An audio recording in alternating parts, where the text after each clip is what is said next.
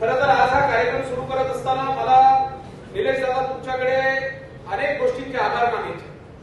आपण सांगितलं की मी रायगडपासून या दौऱ्याची सुरुवात केली आणि थेट आता या आपल्या जिल्ह्यामध्ये मी आलेलो आहे आणि खऱ्या अर्थानं अतिशय सुखाचा प्रवास हा कर्जत उरण पनवेल करत तो खेडपासून आम्ही गेलो रत्नागिरीवरून आज आपल्या सिंधुदुर्गात आलोय आणि कुठेही प्रवासाचा त्रास झाला नाही. याच्या मागे कारण जो आहे तो इथले सुंदर रस्ते ज्याचा श्रेय पूर्णपणे आम्ही आदरणीय नारायण राणे साहेबांना. यापूर्वी कोकणाचा तसा अनुभव मला आला कमी, कारण दौरे लागायचे. केसरकर साहेबांना माहिती आहे, पूर्वीचे आमचे जीवलग मित्र आणि युवा सेनेचे जे अध्यक्ष होते अनेक वेळा कोकण दौरे आम्ही लावले. मुंबईवरनं विमानाने गोव्याला यायचो, गोव्याला कुठेतरी तेव्हा हा मोठा एअरपोर्ट नव्हता, दुसरा एअरपोर्ट होता दाबोली. त्या एअरपोर्टवर लँड झाल्यानंतर तिथे समोरच्या बाजूला एक 15-20 मिनिटाला एक चांगला हॉटेल होता. मग तिथे सगळ्या बैठका व्हायच्या आमच्या युवा सेनेच्या, म्हणजे महाराष्ट्राच्या युवा सेनेच्या बैठका आम्ही गोव्याला करायचो.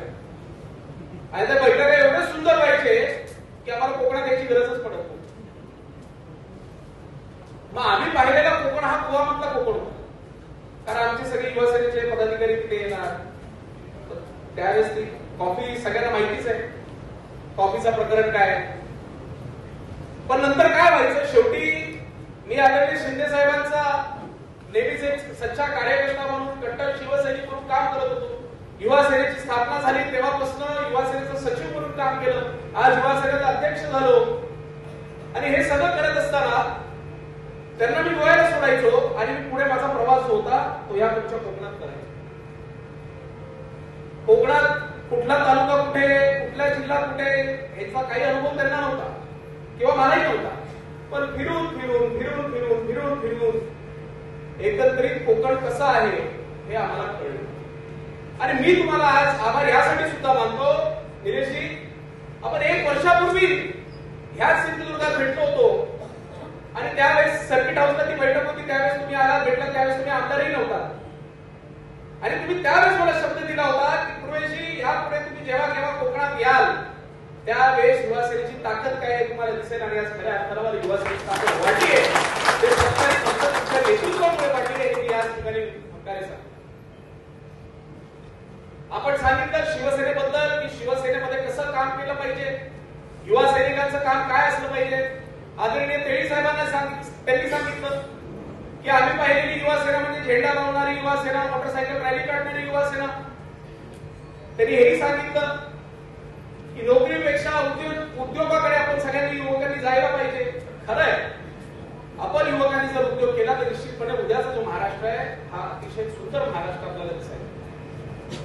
आणि मी निलेशजी आपल्याला सांगतो, यापूर्वी युवा सेनेमध्ये आमची मुलं फक्त झेंडे लावत होते, मोटरसायकलची रॅली काढत होते, पण त्यांना कुठेही न्याय मिळत नव्हता. आज मी हक्काने या ठिकाणी सांगतो, आमच्या वेंगुर्ल्याला आज 5 उमेदवार जे उभे आहेत ते युवा सैनिक आहेत. ते फक्त आणि फक्त तुमच्या केसरकर साहेबांच्या नेतृत्वामुळे शक्य झाले.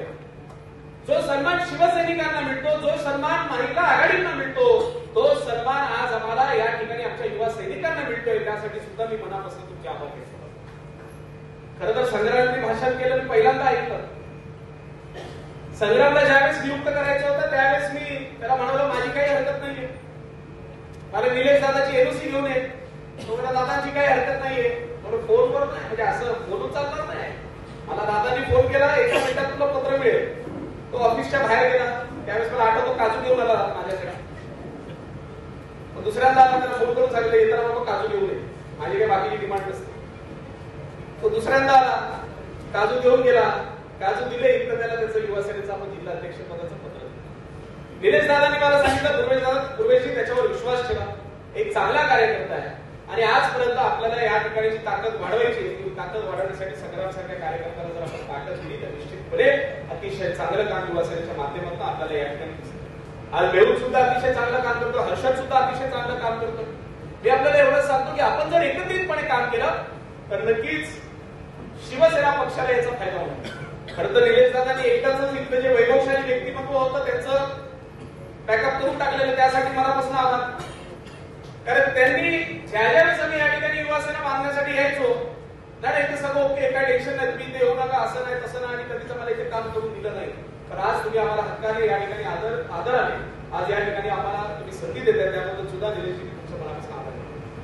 खरं तर दीपक केसरकर साहेबांबद्दल काय सांगू, आज केसरकर साहेबांनी जितकं युवा सैनिकांना सांभाळलं तितकं मला तरी वाटत नाही पूर्वी कुठल्या मंत्रीने सांभाळलं होतं. कारण साहेब आमचा आवडता खातं तुमच्याकडे होतं, आणि मी केसरकर साहेबांना वारंवार त्रास द्यायचो, साहेब हे विषय विद्यार्थ्यांचे हे प्रश्न आहेत, विद्यार्थ्यांचे ते प्रश्न आहेत, आणि केसरकर साहेब अतिशय त्यांच्या काम मोडमध्ये पूर्वेश तुम्ही बेफिकर राहा, तुमचे जे काही विषय आहेत ते आम्ही निश्चितपणे सोडून देऊ असे केसरकर साहेबांनी आजपर्यंत आम्हाला सगळ्यांना युवा सैनिकांना मार्गदर्शन केलेलं आहे. एक प्रसंग सांगतो, माझे सासरे आणि आदरणीय केसरकर साहेब हे एकत्र गृहराज्यमंत्री होते. त्यांच्याकडे शहरी भाग होता, साहेबांकडे ग्रामीण भाग होता. आणि आपल्याला वाटलं आता सासरे नवीन लग्न झालं होतं, एक विषय होता पोलीस स्टेशनचा, आणि सासऱ्यांना सांगितलं असा विषय आहे. माझे सासरे जरा स्ट्रिक्ट, आपले अलायन्स पार्टनर एवढं स्ट्रिक्ट आहेत, म्हणजे स्ट्रिक्टनेस स्वभाव खूप सरळ साधे व्यक्ती आहेत. तर त्यांनी सांगितलं पूर्वीची हे जे काम आहे हे केसरकर साहेबांचं काम. मी केसरकर साहेबांकडे गेलो आणि ते काम त्यांनी माझं एका मिनिटात करून दिलं होतं. हे काम होतं आपल्या युवा सैनिकांचंच. पण त्यावेळेस मी म्हणालो की ह्या व्यक्तीने कुठलाही विचार न करता आपले भविष्याचे जे शिवसैनिक आहेत त्या शिवसैनिकांचं काम म्हणून केसरकर साहेबांनी त्यावेळेस आमची मदत केली, आणि तो प्रसंग आजही विसरू शकत नाही. माझं मुंबईमध्ये मी प्रो गोविंदा करतो निलेशजी, हे दहीहंडीला इंटरनॅशनल स्वरूप आपण दिलेलं आहे. जे दहीहंडी आपण बघता मुंबई ठाण्यामध्ये आम्ही दहीहंडी आयोजित करतो, त्या दहीहंडीला आम्ही एका इंटरनॅशनल प्लॅटफॉर्मवर केलेला आहे, इंडोर स्टेडियम मध्ये करतो. म्हणजे आज त्या दहीहंडीमध्ये पूर्वी लाखोचे बक्षीस असायचे, पण आता ते करोडोचे बक्षीस झालेले. आणि त्या पहिल्या प्रो गोविंदाला मला 2 कोटी रुपयाची मदत ही आदरणीय केसरकर साहेबांनी केली होती. त्यामुळे आज आमचा प्रो गोविंदा ते शांत आहेत सगळे, पण केसरकर साहेब ज्यावेळेस मदत करतात तर ते पूर्ण उतरून आपल्याला मदत करतात, आणि युवकांवर विशेष त्यांचा प्रेम. आणि मी आपल्याला जसं सांगितलं की आता निलेश दादा आपले एकदम युवा आमदार आहेत, तर आता निलेश दादांना आपल्याला सगळ्यांना साथ द्यायची. आपण सगळे साथ देतच आहात, पण निलेश दादांची जर ताकद वाढली तर निश्चितपणे शिवसेना, युवा सेना, महिला आघाडी या सगळ्यांची ताकद वाढेल. आणि मी त्यांची कामाची स्टाईल पाहिली, आम्ही आधीपासून पाहतोय. कारण मी एक किस्सा परत सांगतो. एकदा असं झालेलं की आम्ही सावंतवाडीला एक आपली सभा होती, आणि आमचे मित्र आणि आम्ही एकाच गाडीत होतो, आणि सहज मी विषय काढला. आता आदरणीय नारायण राणे साहेब आणि आदरणीय प्रताप सरनाईक साहेबांचे खूप जिव्हाळ्याचे संबंध ते तेव्हाही होते आणि आत्ताही आहे. आणि सहज, आणि मी जरा क्लिअर बोलणारा व्यक्ती आहे, मी जे काय असतं मी एकदम क्लिअर बोलतो, कारण आपल्या मनात काही खोट नाही. आणि मला काही चापलुसी करायला कधी आवडलेलं नाही, आपल्या वडिलांनी आपल्याला कधी शिकवलं नाही. सावंतवाडीचा दादा किस्सा आहे.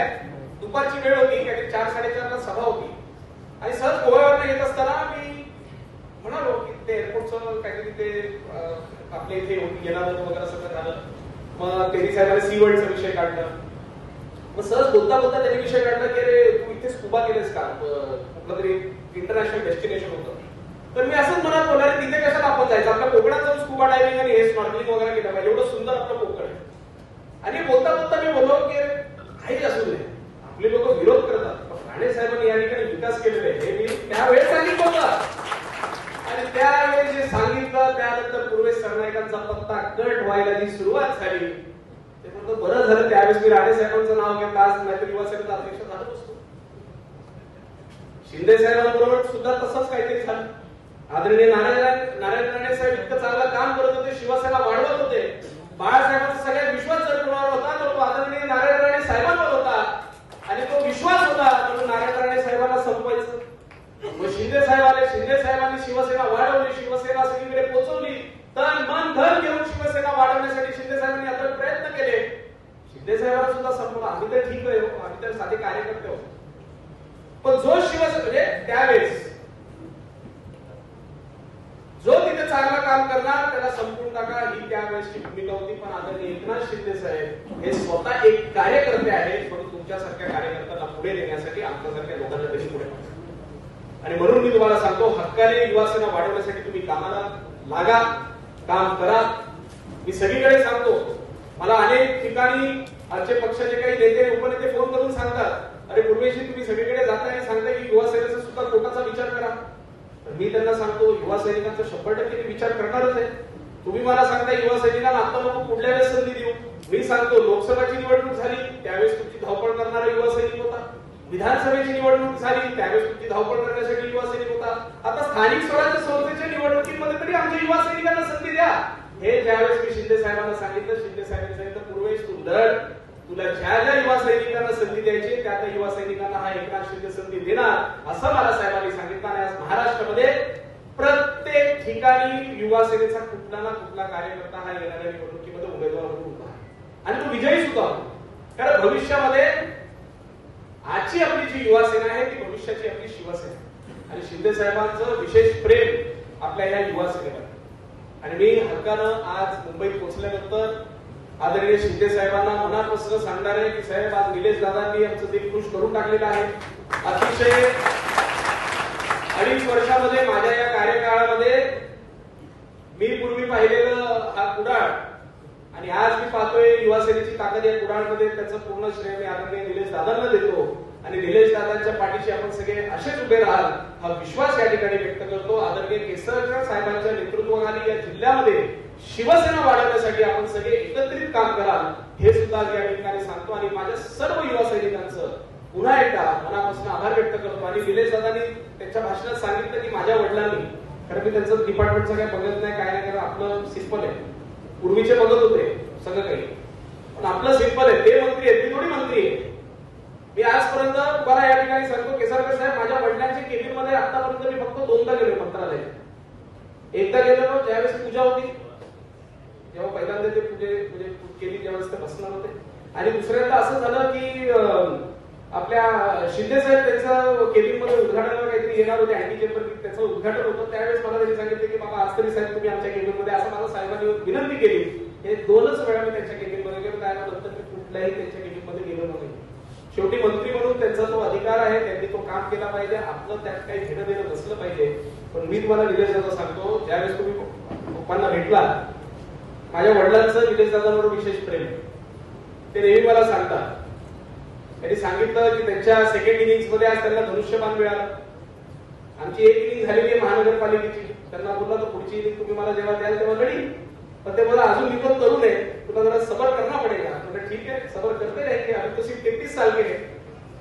पण त्यांनी मला विशेष सांगितलं की निलेशला बघ की 10 वर्ष त्यांना संधी मिळाली नाही, पण त्यांनी हार मानली नाही आणि एका वाघासारखा आता संधी मिळाल्यानंतर वाघासारखा सुटलेला आहे. काय अशा गोष्टी आपण नेतृत्वाकडून शिकलं पाहिजे.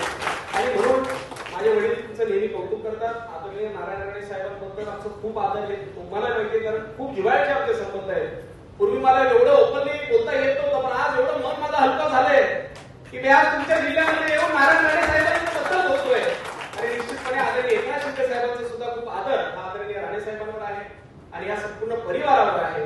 आणि म्हणून आमच्या या दादाला, म्हणजे माझा मोठा भाऊ आहे, अशा आमच्या मोठ्या भावाला आपण नेहमी साथ द्या आणि ह्या पुढे इथे दुसरं कोणाला एंट्री देऊ नका हे आज या ठिकाणी सांगतो आणि आपली सगळ्यांची रजा घेतो. धन्यवाद.